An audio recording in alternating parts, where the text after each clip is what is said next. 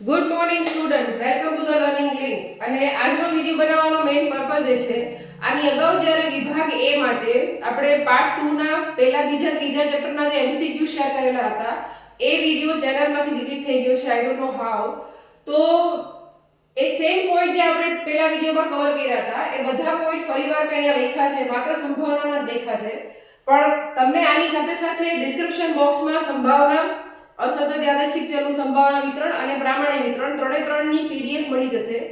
ઈ પછી section B માટે, વિભાગ બી માટે, હા, 10 માંથી 10 માર્ક સ્કોર કરવા માટે ચેપ્ટર દીઠ માત્ર ને માત્ર 5 જ એક વાક્યના જવાબ આપેલા છે.